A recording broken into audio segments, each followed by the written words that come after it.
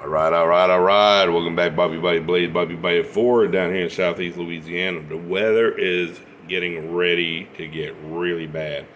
So I'm in the shop working on a can. What I did is I took that last billet and I cut it up into a whole bunch of pieces, 2 3/4 inches long, thin, but enough to go in the can, and I welded them all together. And the reason I did that, I want that good steel to be in the center of the can. I learned a few things from the last can. If you watch my videos, I mentioned that the ends were bulging. So what I did with this can is put a little extra weld on the butt of the can, and I made sure that the can fit inside the square tubing.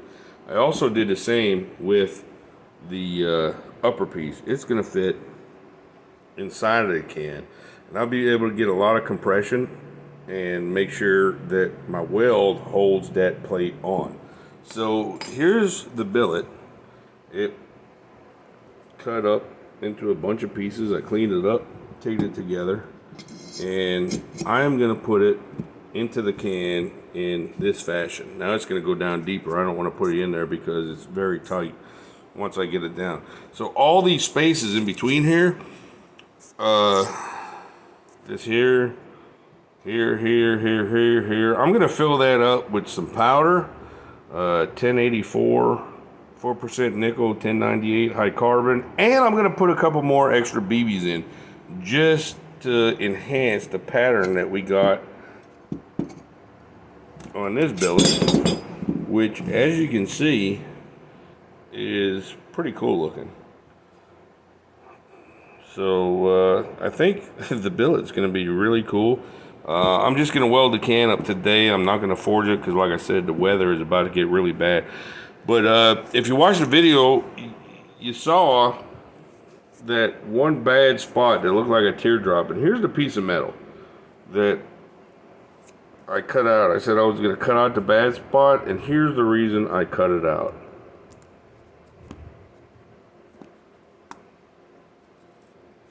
Right there. So this is a part of the drill bit that did not forge to the billet.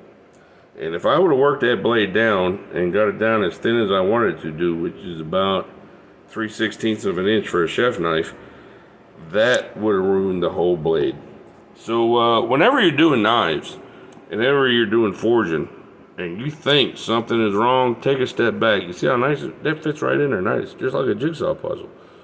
But that would have screwed up the whole blade. You can see where it's crusty, didn't forge weld at all. So this piece is going to go in the garbage. But just giving a little tutorial of why I made the decision to step back, rethink it, and go with a new can. So this can is already full whiteout. It's dry. I'm going to put the billet in. I'm going to fill it with the powder steel, put some BBs in to fill the spaces, tap it down real good, vibrate it. I might even put it on the press just to press that lid down when I tack weld it and make sure that I have no gaps. One thing I did read last night is the reason your end caps bulge is because you have a little bit of space, and I know some of my pieces were a little bit not the same size, and the can wasn't maybe 100% full the way it should have been. And oxygen got in there, and you know that has a lot to do with messing up a canister Damascus forge, because the whole principle behind canister Damascus is getting out all the oxygen. So we're gonna weld this up. I'm gonna let it sit tomorrow for tonight, and once the weather passes, it's gonna go in the forge tomorrow. Hey, I appreciate y'all liking and subscribing my page. I've got 1,098 views. Man, keep hitting me up. I'm loving it. Doing real good on the views. YouTube's been emailing me. They want to start putting advertisements on my videos, but I ain't going to do it. I don't want you all to see any kind of advertisements. I want you to see what I'm doing. So I'm not making any money on my YouTube if anybody is curious. I probably could, but I'm not gonna. I don't want you to see stupid advertisements. So get all your friends, subscribe, like my page, and make me famous for 2023.